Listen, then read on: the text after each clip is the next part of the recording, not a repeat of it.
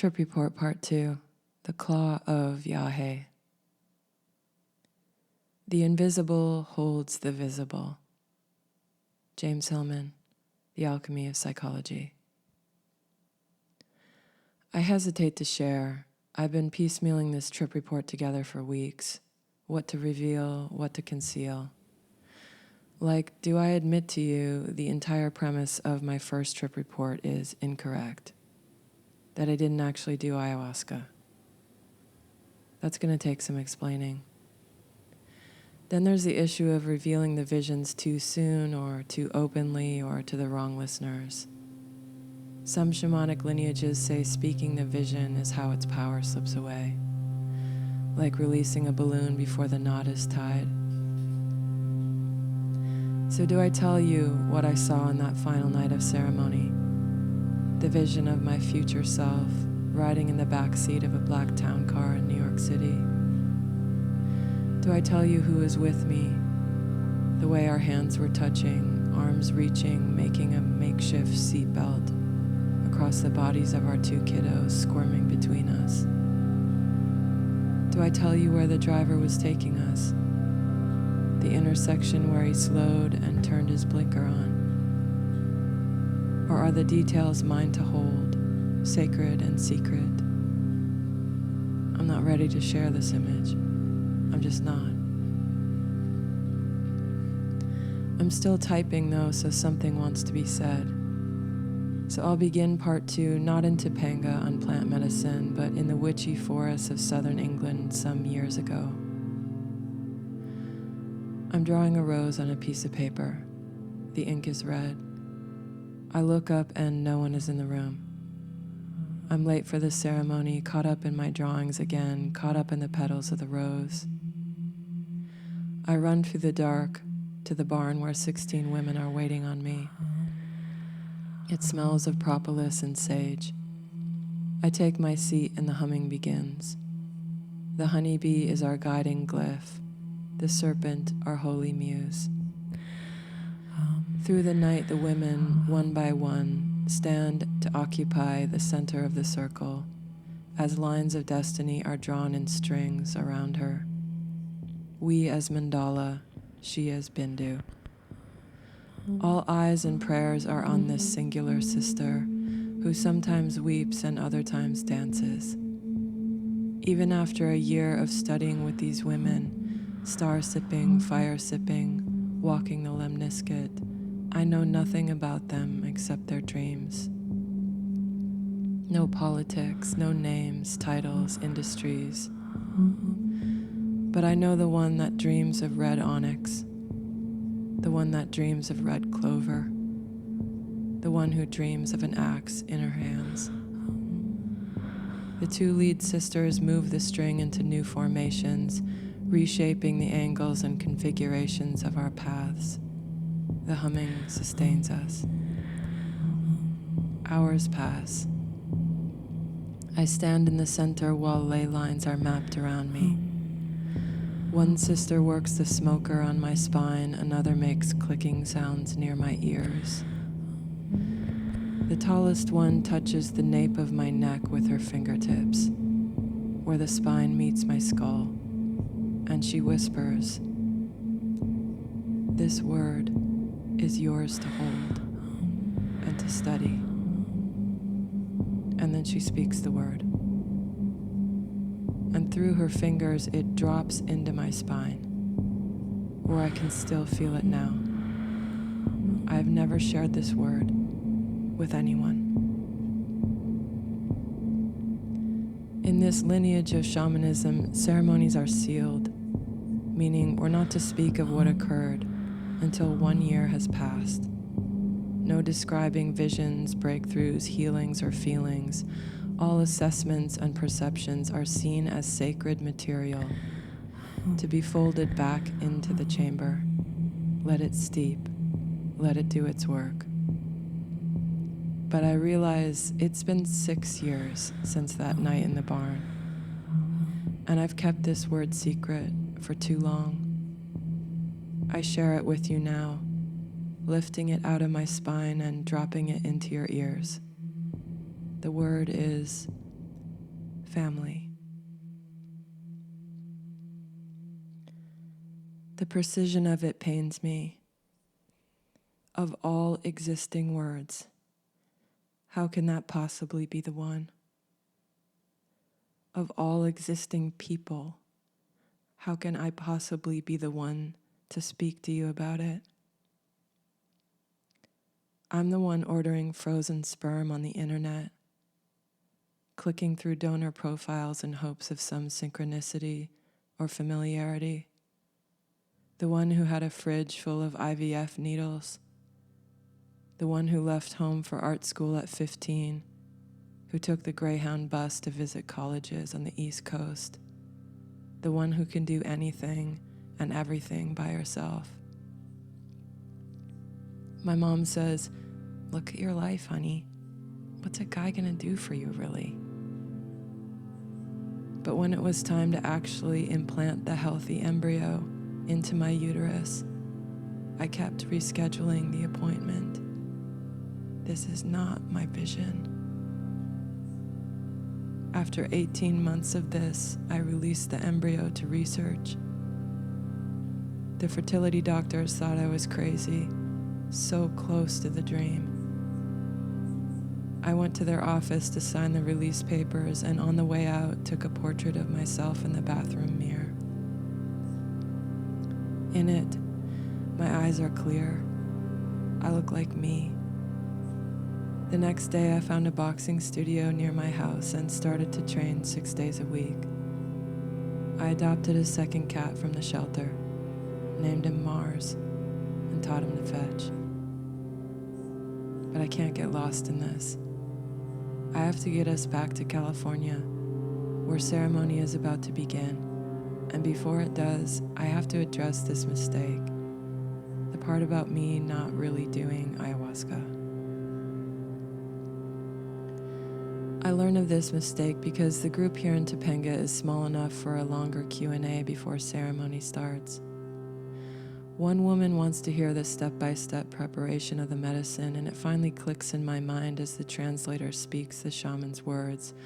Oh wait, this isn't actually ayahuasca then. We are drinking Yage.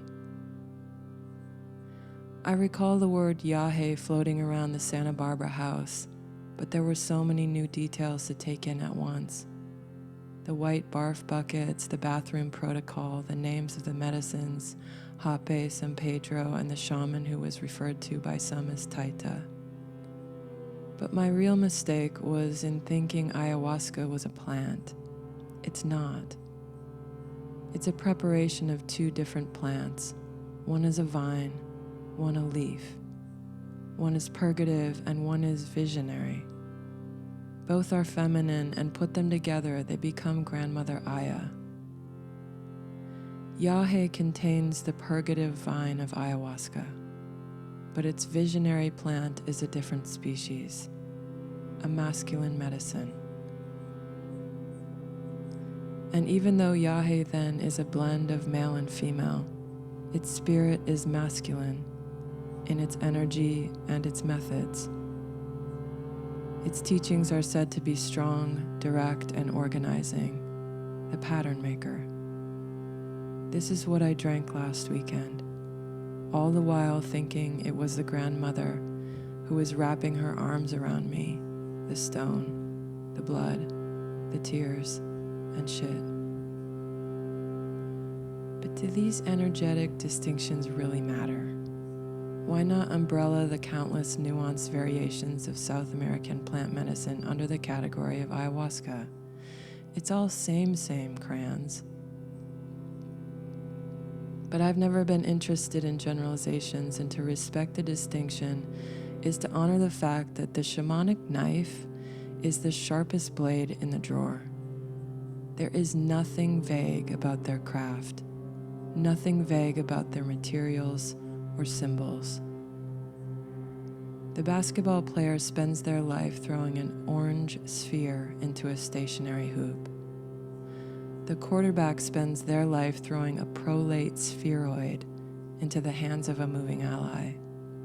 Yes, they're both pro athletes, but swap the balls and we have a problem. Specificities matter. They anchor us. So let me get specific for a moment. The shaman who is serving Yage tonight is serving Jaguar Yage. This is one of 7 forms of Yage, each awakened through a distinct prayer chanted during its making. He's from the jungles of southern Colombia. The title Taita means more than just father. It's father of spirit, or father of the invisible. With permission from his elders, he began drinking Yage at 6 years old, preparing it at 12, serving it at 16, all the while chanting. Note to self: write an essay on the link between the art of athleticism and shamanism. Someone asks if Yage is known as the grandfather. The shaman answers, no, Yage is Yage. I tuck my sketchbook under my sleeping pad and lay down. Saturn is our guide, not Venus. The Senex holds us, not the crone. I want to cry already. The reveal of my internal bias is heartbreaking. I've been called out by the medicine, and it's true. I wouldn't have taken it if I had known it was masculine. How fucked up is that? My mind assesses and flips its spinning mirrors, and I'm faced with my subtle, underlying beliefs. I don't need a man. What can they do that I can't? What really is their role in this world?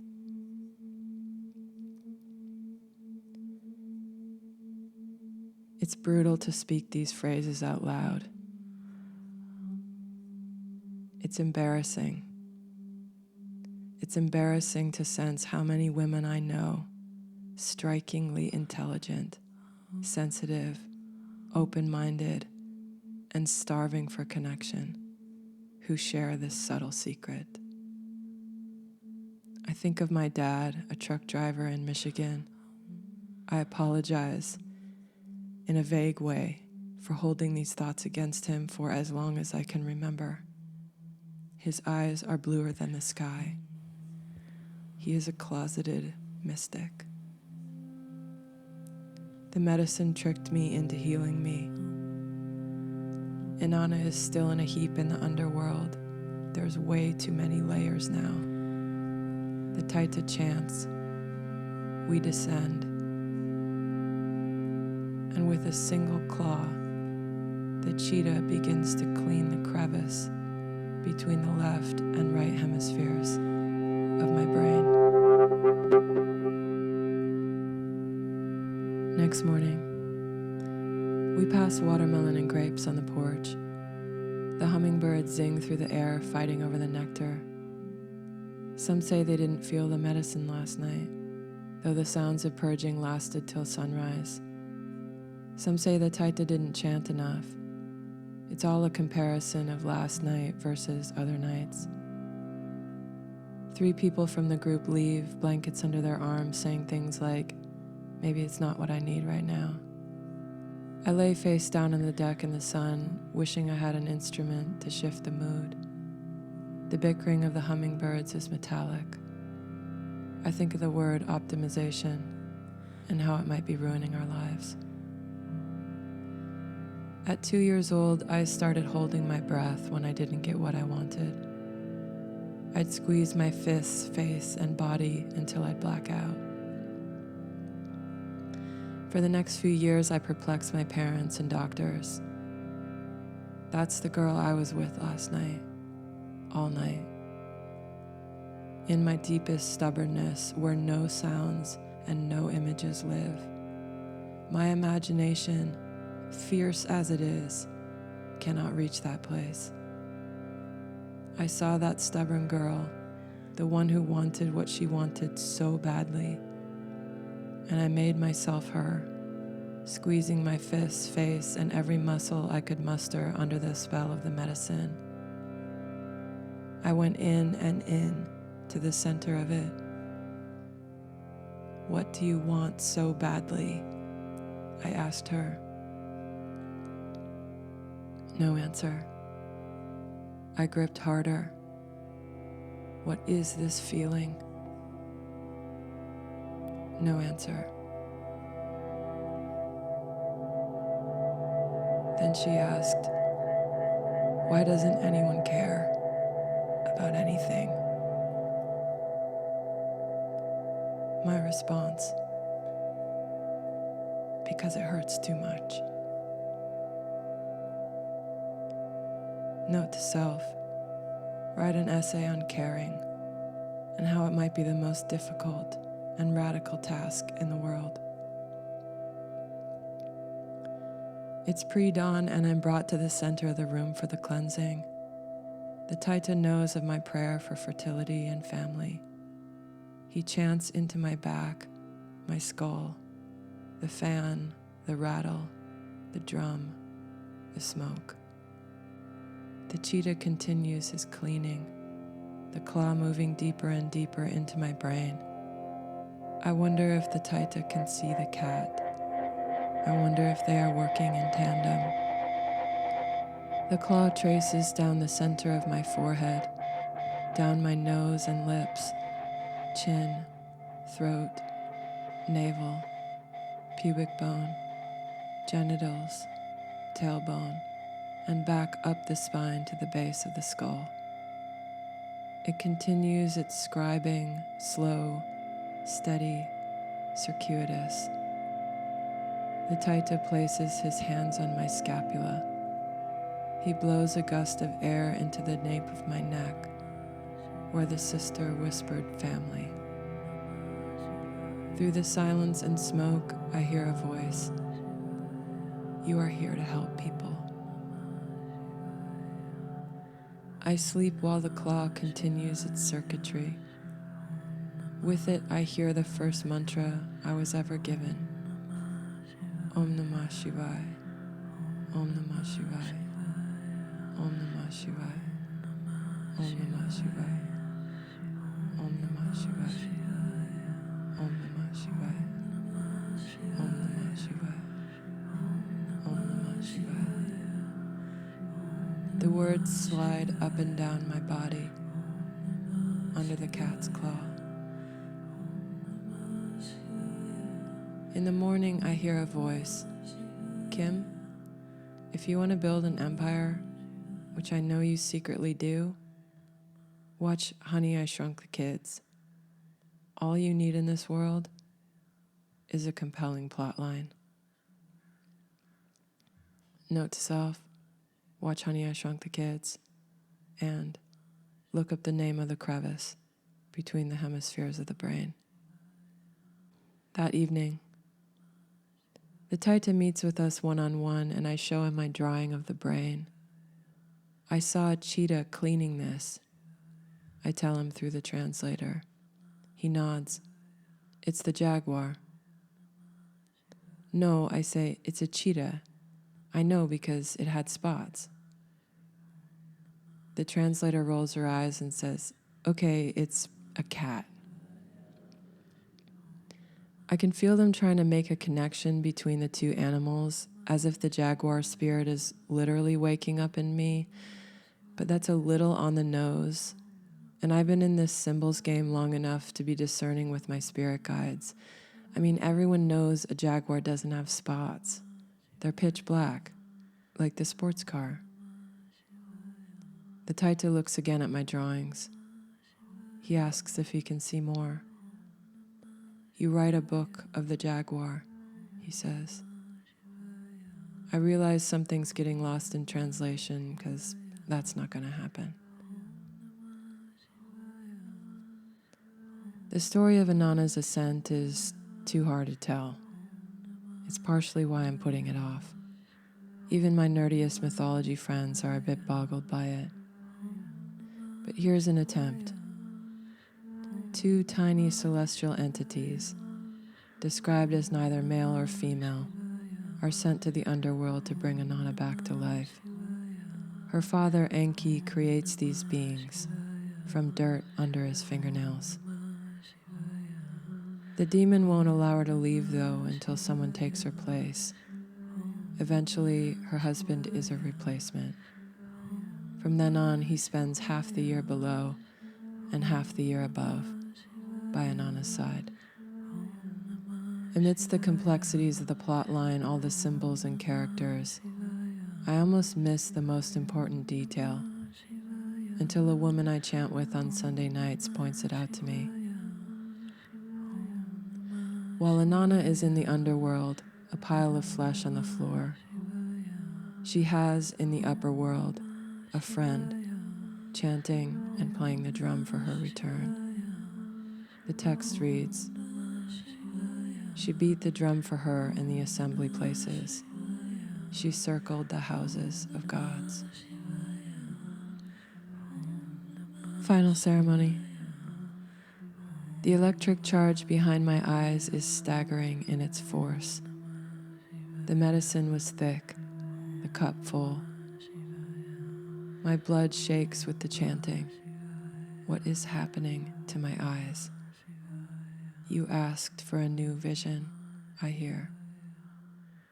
I see a drawing I made a few years ago from a dream I had of a cheetah sleeping in my abdomen. The drawing starts to wake up inside me, graphite lines becoming my limbs and spine. Its hair buzzes against the interior of my skin. My scapula are so cat-like. What a relief, it says. As this creature, I begin to roam my kingdom, my interior palace, the likes of which make the most high-end spectacle in Vegas or Rome look like kids' play. Elevators of light run up and down my spine. Pump organs bellow inside lungs. There's a choir in my vocal cords, lit with golden light. And 7 unicorn tapestries hang from the sky. What are the unicorn tapestries doing here? But the cheetah moves too quickly for questions. He's aimed for the headquarters, the central hub. It's a cross between a global command center and an 80s hacker warehouse meets recording studio. A woman with a clipboard stands and waves. "Hi, I'm head of Kim's marketing department." Her team smiles while typing. Another hand bobbles up behind a desk. "Hi, we're in charge of self-esteem." There are only 2 of them. They're super cute, but they're Muppets. Where the fuck am I? "It's your thinking place," Pooh Bear giggles, rolling on the floor licking honey from an old jar. Above him hangs a blinking sign that says, "Finances Department." "They're all off playing in the 100-acre wood," he says, belly gooey with honey. I find the master console with thousands of dials. I turn the confidence dial all the way up. The team, who were sleeping face down on their keyboards, wakes up. The dopamine dial. I turn it all the way up. Everyone starts giggling.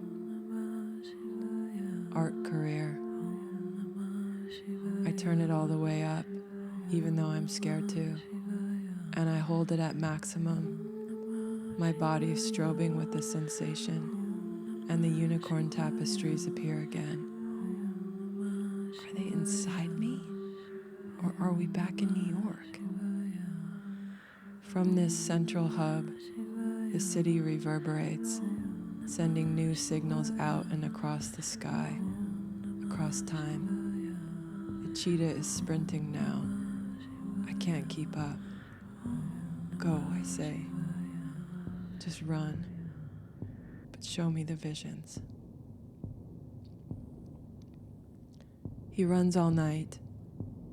He runs through my drawings, through the ink and the paper. He runs through my words and my voice. He shows me exhibitions and museums and temples at night covered in glowing lilacs, and a man standing on the field, waving at me. I hear his name 3 times. When the door of the town car opens, I step out into the city streets. I turn and say to him, "I'll see you at dinner. I love you." As I pivot, the largest unicorn descends from her tapestry, placing her silver hooves on the earth. Once the first descends, all the unicorns follow. The 7 gallop through the archways of the cloisters and into the streets of Manhattan. The force of this herd, the pounding of their hooves into the streets, sends the ground in a counterspin, a new direction. The island pivots, then the ocean, then the earth.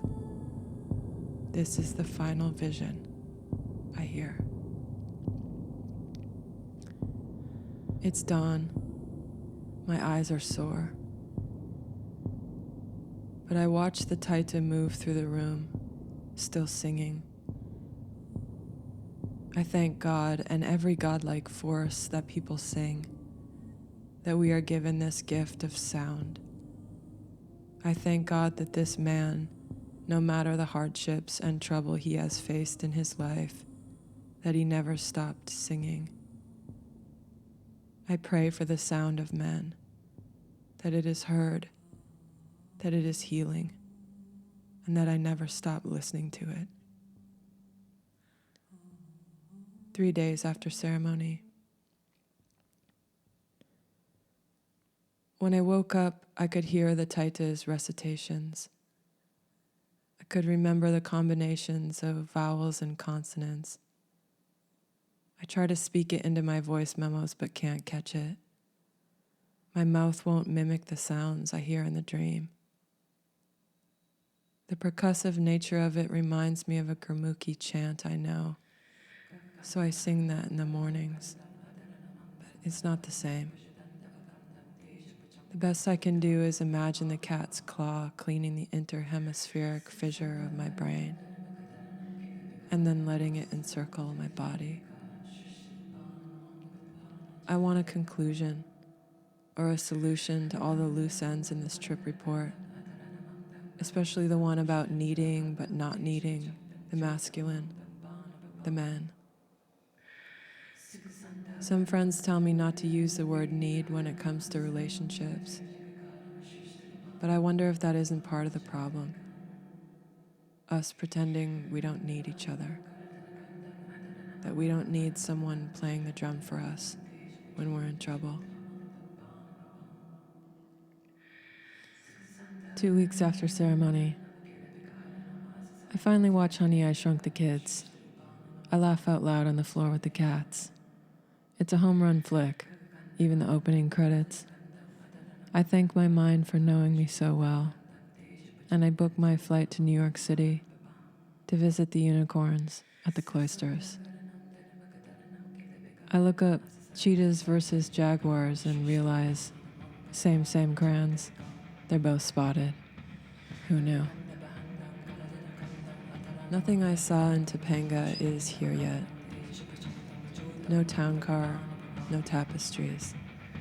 It's just me and the cats on the floor tonight watching a movie.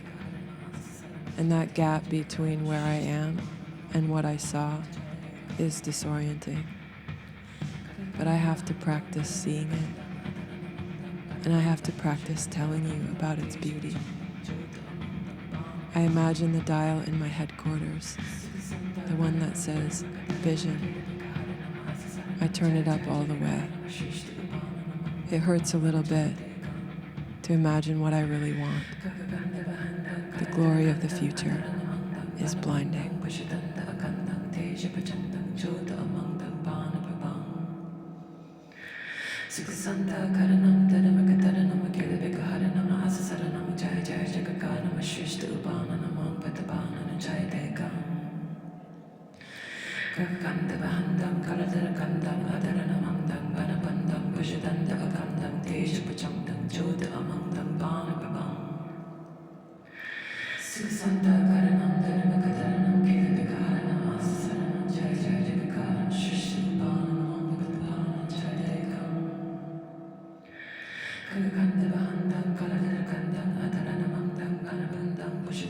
Gandam Deja Pachandam Joda Amang Dam Bana Babang Sikasanda Karanandana